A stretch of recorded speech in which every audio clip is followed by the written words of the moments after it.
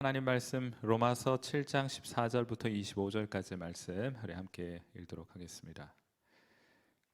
자, 우리 14절부터 함께 읽도록 하죠. 같이 읽겠습니다. 시작.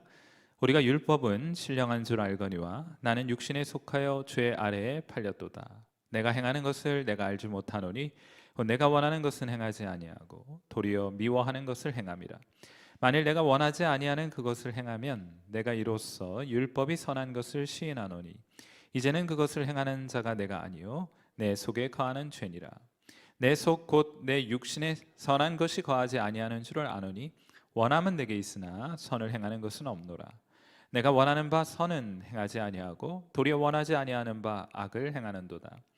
만일 내가 원하지 아니하는 그것을 하면 이를 행하는 자는 내가 아니요 내 속에 거하는 죄니라. 그러므로 내가 한 법을 깨달았노니 곧 선을 행하기 원하는 나에게 악이 함께 있는 것이로다. 내 속사람으로는 하나님의 법을 즐거워하되 내 지체 속에서 한 다른 법이 내 마음의 법과 싸워 내 지체 속에 있는 죄의 법으로 나를 사로잡는 것을 보는도다. 오호라 나는 곤고한 사람이로다. 이 사망의 몸에서 누가 나를 건져내랴. 우리 주 예수 그리스도로 말미암아 하나님께 감사하리로다. 그런즉 내 자신이 마음으로는 하나님의 법을 육신으로는 죄의 법을 섬기노라. 아멘. 자, 우리 여러분이 가지고 있는 성경책 이렇게 읽어 가시다 보면은 좀 어렵게 느껴지는 부분들이 있죠. 특별히 이제 학자들도 평생 그 본문을 연구해 온 학자들도 어떤 구절에 가서는 결론을 내기 참 어려운 구절들이 있는데 우리가 그것을 성경의 난해 구절이라고 부릅니다. 구약 성경도 빽빽하고요. 신약 성경에도 난해 구절이 있는데 특별히 오늘 우리가 함께 읽은 이 본문은 난해하기로 또 유명한 본문 가운데 하나입니다. 왠가 하면 뭐가 중요한 이슈인가 하면은 여기서 지금 죄와 더불어 씨름하고 있는 나라는 사람이 등장하는데 이게 도대체 누구냐 하는 거예요. 실제로 바울이냐 아니면 바울이 가상의 인물 하나를 가정해 놓고 자신의 논리를 전개해 가는 것이냐. 또 바울이라면 이게 예수님 믿기 전의 바울이냐 아니면 예수님 믿은 후의 바울이냐. 또 예수님 믿은 후의 바울이라고 한다면 처음 예수님 믿었을 때 바울의 모습이냐 아니면 나중에 혹은 지금 편지를 쓰고 있는 성숙한 그리스도인으로서의 바울을 가리키는 것이냐. 뭐 이런 난해함이 있어요. 그래서 여러분이 이 본문을 읽으실 때 이 도대체 누구냐를 여러분이 어떻게 이해하시느냐에 따라서 이 본문이 여러분에게 적용되는 것도 달라질 수 있기 때문에 이 질문에 대해서는 여러분 어떤 식으로든 답변해야 할 것입니다. 자, 그런데 제가 여러분들에게 오늘 잘 오셨습니다. 난해 구절 가운데 하나인데 제 나름대로는 굉장히 탄탄한, 제 스스로 생각하기에 탄탄한 논리적인 근거를 가지고 이게 지금 사편지를 쓰고 있는 바울이라고 거의 확신하면서 말씀드릴 수가 있어요. 자, 그 말씀을 좀 드리고자 하는데 지금 이 구절은 한 사람이 죄와 더불어 씨름하고 있는 모습을 담고 있죠. 자, 그런데 이게 뭐 예수님 믿기 전에는 죄와 우리가 싸울 이유가 없잖아요. 그죠? 죄의 종노릇하며 살아가기 때문에 죄 짓는 것을 그러니까 왕노릇하는 죄는 성도들이 이 세상 사람들이 죄 짓는 거 좋아합니다. 죄 지어도 뭐 그렇게 크게 우리 마음속으로 뭐 죄에 대한 큰 부담 없죠. 뭐 이런 치열한 내적인 갈등을 일으키는 것으로 보아서 이것은 죄에 대한 감각이 살아난 성도를 가리키는 것이 아닌가 이제 그렇게 생각이 들고요. 자, 이것을 성도라고 이해하게 되면 그 성도와 죄 사이의 관계를 기술해주고 있는 몇 개의 성경 구절이 있는데 그걸 좀 살펴보면 좋을 것 같아요. 첫 번째로 요한 1서 1장 8절입니다. 만일 우리가 죄 없다고 말하면, 여기 우리는 예수 믿는 저와 여러분 신자입니다. 그러니까 여러분이 죄 없다고 여러분 스스로에게 죄가 없다고 말한다면 그건 스스로 속이고 또 진리가 그 속에 있지 않는 것이다 이렇게 말하죠. 여러분 뭐 단도직입적으로 예수 믿는 사람들 성도들도 죄를 짓습니까? 죄를 짓습니다. 죄 짓지 않는다 하면 거짓말장이라는 거예요. 자, 이게 이제 그러니까 오늘 이 7장 말씀을 죄와 씨름하고 있는 한 성도로 이해하셔도 뭐 크게 틀리지 않을 것이다 이렇게 말씀을 드릴 수가 있어요. 자, 그 다음에 갈라디아서 5장 17절을 보시면 이런 말씀이 있습니다. 우리 같이 한번 읽어보죠. 시작. 육체의 소욕은 성령을 거스르고 성령은 육체를 거스르나니 이 둘이 서로 대적하므로 너희가 원하는 것을 하지 못하게 하려 함이니라. 아멘. 자, 성도 안에 성령이 거하시는 것을 통해서 성도는 예수님 믿는 그 순간부터, 성령 받는 순간부터 내적인 갈등을 경험하며 살아가게 된다 하는 것을 이 구절을 통해 확인할 수가 있죠. 자, 그러니까 성도가 죄를 범하는 것 있을 수 있습니다. 죄 없다면 거짓말하는 거예요. 자, 그리고 성도가 죄와 더불어 씨름하고 내적인 갈등을 치열하게 경험하고 살아가는 것은 자연스러운 것이냐? 아주 자연스러운 현상이에요.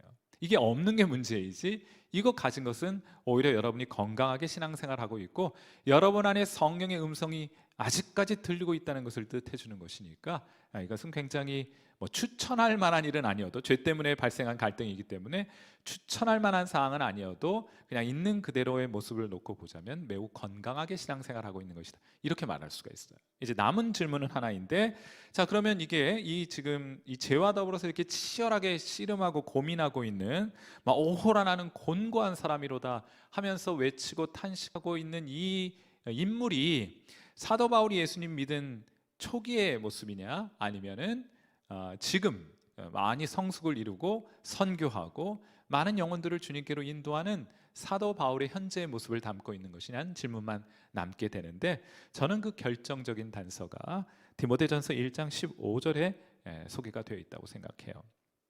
자, 우리 디모데전서 1장 15절도 같이 읽습니다. 시작. 미쁘다 모든 사람이 받을 만한 이 말이요 그리스도 예수께서 죄인을 구원하시려고 세상에 임하셨다 하였도다. 죄인 중에 내가 괴순이라. 아멘.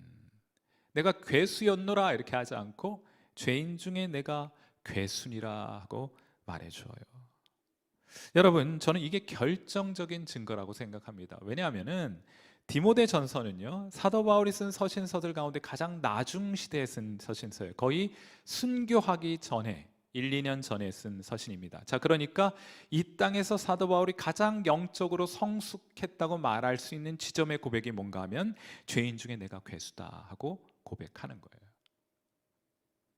우리는 굉장히 좀 달리 생각하죠. 죄인 중에 괴수입니다를 예수님 감 믿고 죄를 깨닫게 되었을 때 하나님 앞에 울면서 회개하면서 하나님, 내가 죄인 중에 괴수입니다, 이렇게 고백하고, 사람들이 많이 그렇게 고백하기도 하고 우리도 은연중에 그렇게 생각하고 있는데, 사실 이 구절의 전체 신약 성경의 문맥 안에서 놓고 보자면 이건 사도 바울이 가장 원숙한 경지에, 신앙의 원숙하고 성숙한 경지에 도달했을 때 하나님 앞에 고백하는 고백이었어요. 죄인 중에 내가 괴수다.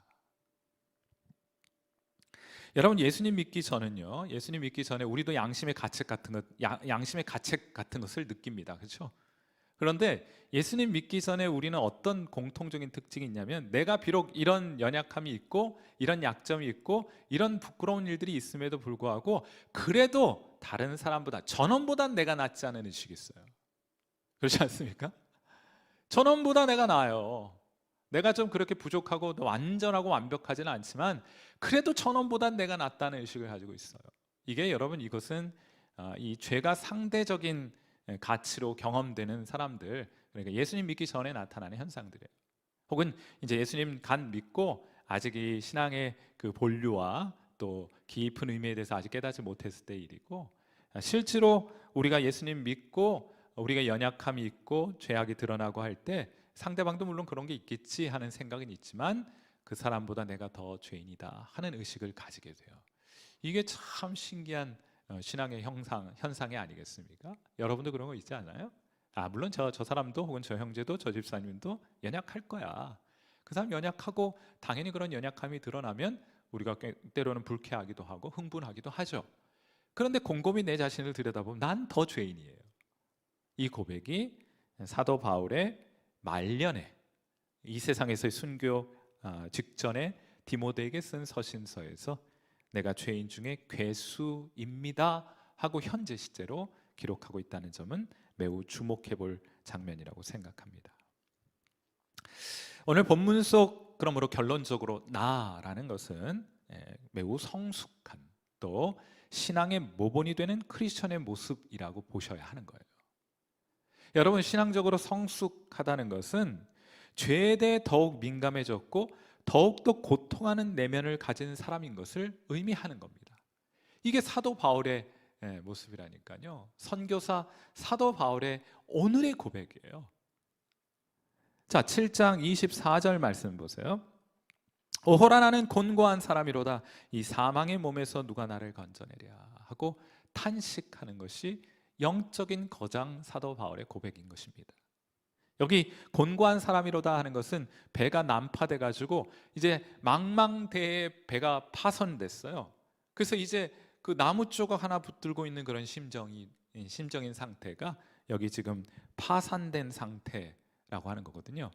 메시지 성경 유진 피터스 이 부분을 보니까 절벽 끝에 서 있는 것 같은 그런 느낌이다, 그런 식으로 표현해놨는데 그보다 조금 더 강한 표현이에요. 망망대해 배가 부서졌고 여러분이 그 나무 조각 하나, 나무 뭐 이렇게 떠다니는 그 배의 파편 한 조각 붙들고 있는 그런 상태, 그런 심령을 사도 바울이 오라 나는 곤고한 사람이로다 하고 탄식하며 고백하고 있는 것입니다. 여러분, 이것이 영적인 거장 바울에게 나타난 현상이라는 것이 저는 매우 중요하다고 말씀을 드리는 거예요. 우리는 반대로 생각합니다. 그렇죠?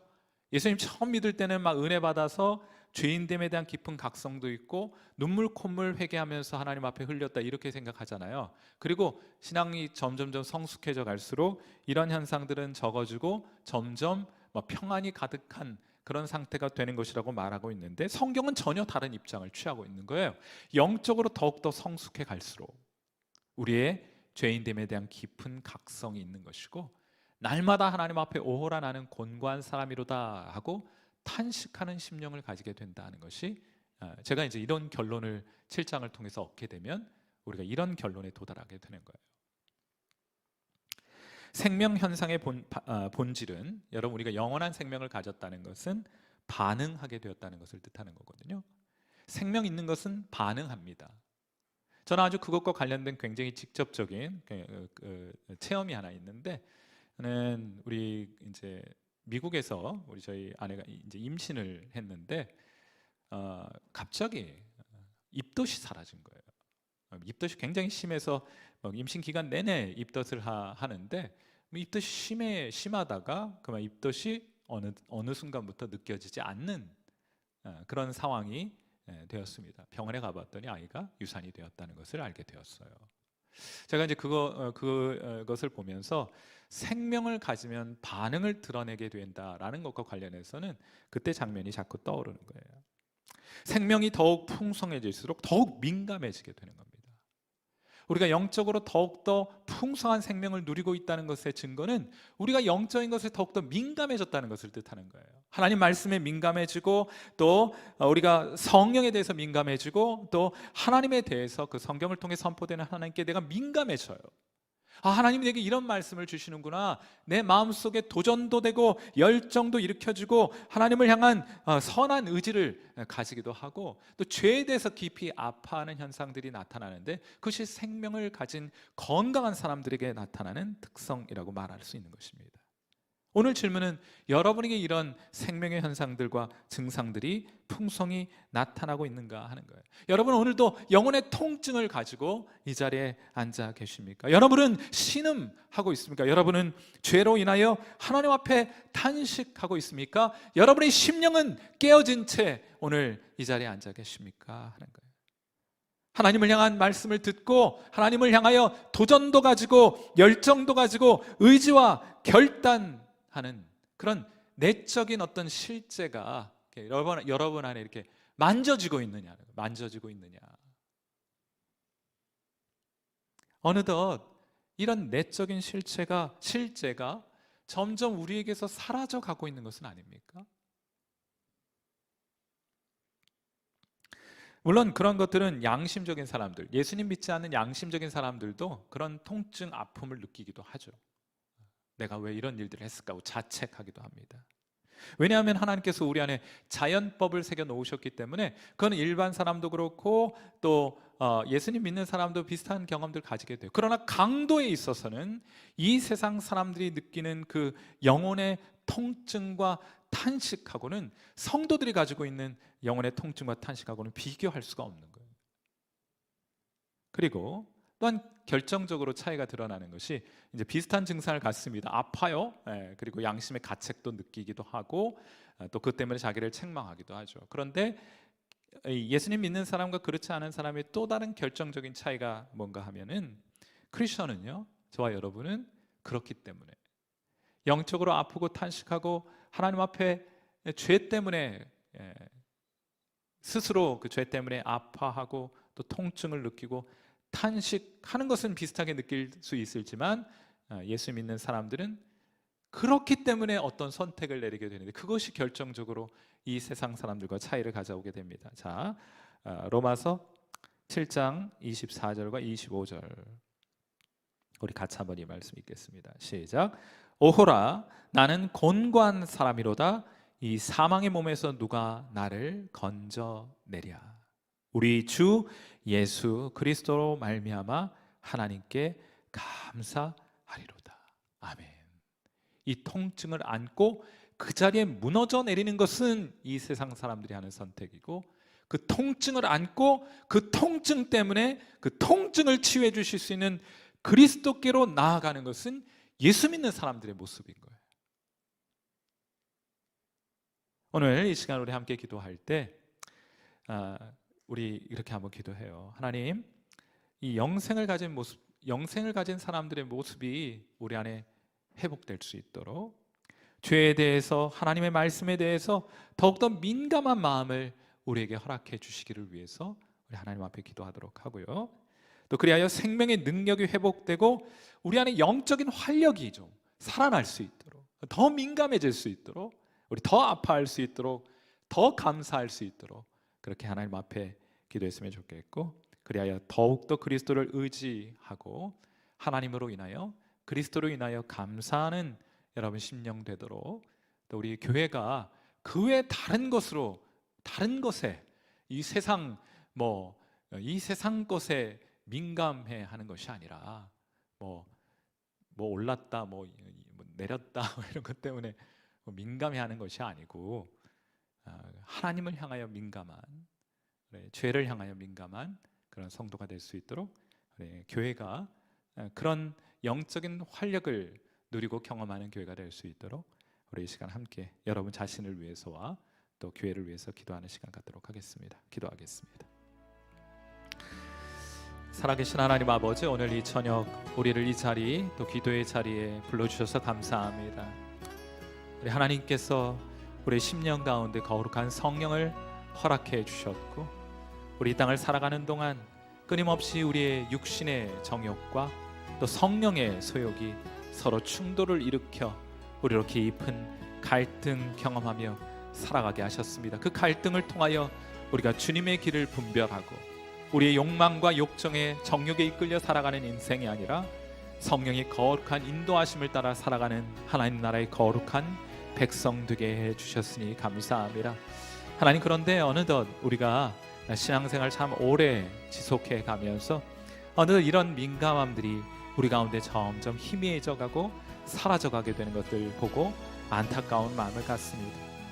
사도 바울이 로마서 7장을 통해서 오라 나는 곤고한 사람이로다. 이 사망의 몸에서 누가 나를 건져내랴 하고 탄식하며 하나님의 도우심을 구하여 그는 오늘도 하나님 앞에 나아가 간구하고 탄식하고 탄원하고 하나님께 기도하였던 것처럼 우리에게 이 민감한 심령들을 하나님께서 회복시켜 주셔서 우리가 하나님 이 세상의 것에 하나님 민감해지는 마음이 아니라, 이 세상의 하나님 것에 마음을 빼앗기는 것이 아니라, 이 세상의 것에 우리의 마음의 시선이 하나님 빼앗겨 버려지는 것이 아니라 오직 하나님께 우리의 시선 고정되게 하시고, 우리 하나님 우리 안에 발견되는 그 죄악으로 인하여 하나님 깊이 탄식하고, 하나님 이것 때문에 주님 앞으로 또 그 문제 들고 주님 앞에 나아가 깨끗함과 치유함을 받게 되므로 우리가 주님 없이는 살아갈 수 없는 사람들인 것을 더 깊이 발견하고 인정하고 인식하는 저희들 되게 해주시기를 바라고, 우리 주님께 더 큰 감사와 찬양을 올려드리도록, 우리는 예수님 없이는 살 수 없고 우리는 예수님 떠나서는 한순간도 존재할 수 없는 사람인 것을 우리가 하나님 정직하게 우리의 마음을 다하여 주님 앞에 고백하고 그렇게 주님 붙들고 의지하며 살아가는 우리 귀한 성도들 되게 해주시기를 간절히 소망합니다. 하나님 아버지, 다시 한번 말씀에 민감하여지게 해주셔서 우리를 향한 하나님 말씀 들려올 때에 그 음성, 주님의 음성인 줄 아는 거로 우리가 그 음성이 들리는 곳으로 따라 나아가게 해주시기를 바라고, 하나님 기도 가운데 우리 심령 가운데 말씀하시고 우리 심령 가운데 거룩한 부담을 주시는 주의 하나님, 그 거룩한 부담 주님의 음성으로 알아, 하나님 주님의 거룩한 부르심으로 알아 하나님 순종하며 살아가는 저희들 되게 해주시기를 간절히 바라옵고, 우리의 이웃에게 또 우리와 함께하는 형제와 자매들을 돕고 섬기는 일에 우리 더욱더 민감한 심령 갖게 해주셔서 그냥 스쳐 지나가지 않게 하옵소서. 외면하지 말게 하옵소서. 무관심하지 말게 하옵소서. 그들에게 다가서게 하옵소서. 손 내밀게 하옵소서. 그들을 일으켜 세울 수 있도록 인도하여 주옵소서. 하나님, 오늘 이 저녁 우리가 그러한 교회 되기를 바라고, 우리가 함께 모일 때마다 하나님 이런 민감한 양심을 가진, 이 민감한 심령을 가진 성도들이 우리의 삶에, 우리의 영혼에 도전이 되어 우리 또한 그런 민감한 심령 갖는 하나님 그런 간절함이 우리 가운데 있도록, 하나님 그런 마음 빼앗기지 않도록 주님 앞에 깨어 우리의 마음을 지켜갈 수 있도록 도와주시옵기를 간절히 소망하고 소원합니다. 이 저녁 하나님, 이 밤에 우리가 하나님 여러 교회를 위한 기도의 제목 안고 붙들고 주님 앞에 나아가 기도하게 될 것인데, 하나님 우리의 기도 귀 기울여 들어주시기를 바라고, 또 하나님 그 기도 가운데 역사하여 주셔서 오직 하나님만 하실 수 있는 일이 기도를 통하여 우리 가운데 경험되게 하심으로 우리가 더 깊은 기도의 자리에 나아가 더 담대히 하나님 앞에 기도하는 귀한 역사 이루어 주옵소서. 오늘 이 밤도 우리와 함께 하실 주님을 기대하고 살아계신 우리 구주 예수님의 귀하신 이름 받들어 간절히 기도하옵나이다.